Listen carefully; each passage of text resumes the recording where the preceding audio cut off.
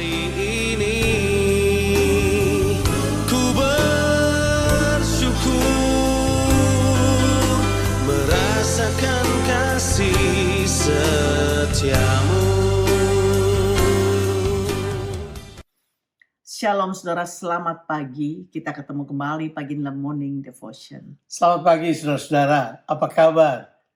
Pembacaan firman Tuhan pada pagi hari ini akan terambil dari Injil Matius pasalnya yang ke-8, ayat 1 sampai ayatnya yang ke-4. Demikianlah firman Tuhan. Setelah Yesus turun dari bukit, orang banyak berbondong-bondong mengikuti dia.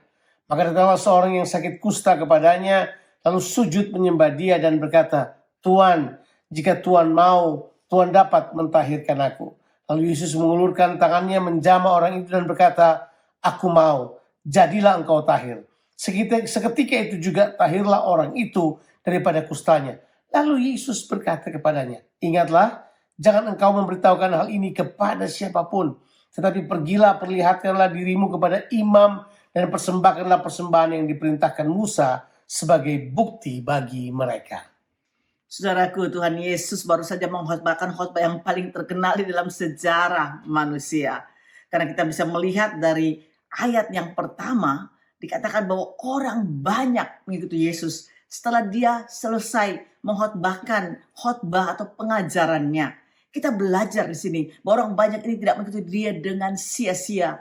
Karena Yesus mulai bekerja, melakukan hal-hal yang besar bagi kerajaan Allah. Ketika kita melihat orang banyak mengikuti Tuhan Yesus, kita harus ingat betapa luar biasanya Yesus ini, saudara. Karena dia benar-benar menggoncang segalanya. Begitu banyak yang mungkin bertanya-tanya akan apa yang dia lakukan atau yang akan dia katakan selanjutnya.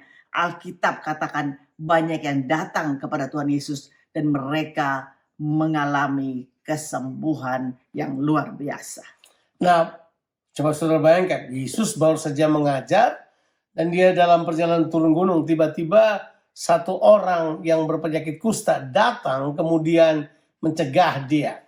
Nah, kemudian memohon supaya dia dapat disembuhkan. Nah, agak aneh saja. Kenapa? Yesus habis mengajar kan ceritanya. Dia begitu turun, tiba-tiba ada orang sakit kusta yang datang untuk minta pertolongannya. Kan kita tahu orang sakit kusta adalah orang yang harusnya tidak boleh bertemu dengan orang. Mereka harus ada di luar kota. Tapi rupanya orang sakit kusta yang satu ini agak berbeda. Kelihatannya Matius dalam narasinya coba memberitahukan buat kita bahwa Yesus bukan cuma sekedar mengajar kebenaran tentang hal-hal rohani, tapi dia juga mau menyembuhkan penyakit kita. Dia mau juga menyembuhkan hal-hal yang mungkin orang lain tidak bisa tolong. Dokter tidak bisa tolong lagi. Dalam konteks ini susah sekali orang kusta dapat disembuhkan pada waktu itu. Tapi Yesus dapat menyembuhkannya. Kelihatannya Matius mau berkata buat kita, hey, Yesus ini kan Mesias. Dia datang untuk melakukan hal ini. Untuk menyembuhkan manusia. Bukan cuma menyembuhkan mereka dari masalah rohani mereka. Tapi juga dari masalah jasmani mereka. Seperti penyakit dan juga hal-hal yang lain. Amin, saudara. Memang kusta pada zaman Tuhan Yesus mengacu pada berbagai penyakit kulit yang berbeda. Yang dianggap tidak dapat disembuhkan. Penderita kusta disebut juga penderita lepra. Tidak diterima dengan baik oleh masyarakat lainnya. Mereka adalah orang buangan, saudara. Mereka tidak tersentuh. Namun, pria ini berpikir bahwa dia akan mencoba pergi kepada Tuhan Yesus untuk menerima kesembuhan. Kita bisa belajar, saudaraku, ada 3 hal yang kita bisa dapatkan apa yang orang kusta ini lakukan, saudaraku.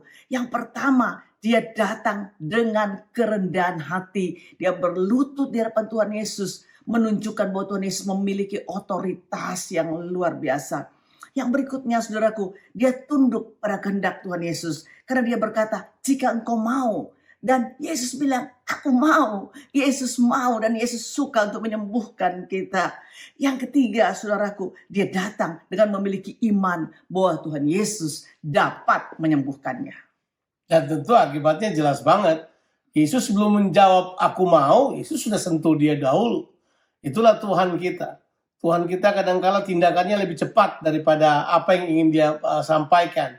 Dia langsung menjamah orang tersebut. orang itu langsung disembuhkan seketika itu juga. Nah, yang saya ingin katakan kepada saudara adalah apa yang Yesus katakan setelah itu. Yesus berkata buat orang ini begini, kamu sekarang pergi, tunjukkanlah kepada imam-imam itu dan berilah persembahan kepada mereka sebagai bukti untuk mereka. Yesus bukan tipe orang yang mau menyombongkan diri dan berkata, lihat nih saya sembuhkan, ayo ngomong sama mereka, kasih tahu. Enggak. Yesus berkata, jangan beritahu siapapun, tapi kamu lakukanlah tugasmu seperti yang hukum Taurat ajarkan. Tunjukkan dirimu pada imam, ya, berikan persembahan yang harus kamu berikan kepada mereka, dan ini sebagai bukti. Artinya di sini Matius mau mengatakan bahwa mujizat yang Yesus kerjakan ini adalah bukti bahwa dia adalah sang raja itu, Mesias, raja yang diurapi, yang dijanjikan. Dia datang untuk menyelamatkan manusia, menolong mereka pada kebutuhan mereka yang paling susah sekalipun. Ya, saudara, kalau saudara sedang sakit pada saat ini, Tuhan mau untuk menyembuhkan saudara. Datang dengan hati saudara yang sungguh-sungguh menerima dari Tuhan. Datang dengan kerendahan hati, saudaraku. Tunduklah pada kehendak Tuhan Yesus dan memiliki iman bahwa Yesus dapat menyembuhkan saudara. Kami ingin berdoa buat saudara pada pagi hari ini. Mari kita satu dalam doa.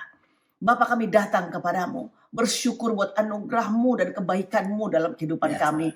Terima kasih buat hari yang baru yang Kau berikan atas kami. Karena setiap pagi rahmat-Mu baru atas kami, Tuhan.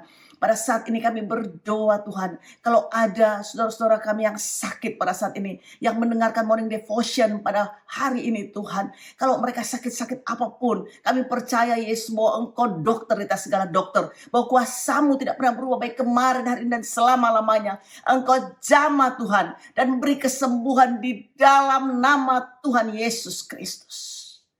Kalau orang kusta dapat disembuhkan, kami pun dapat disembuhkan oleh-Mu. Terima kasih banyak Tuhan. Kami bersyukur kepadamu karena kami sudah terima kesembuhan yang daripada Tuhan. Bagi Tuhan segala kemuliaan, hormat, syukur selama-lamanya. Dalam nama Tuhan Yesus Kristus. Amin. Tuhan Yesus memberkati saudara. Sampai jumpa.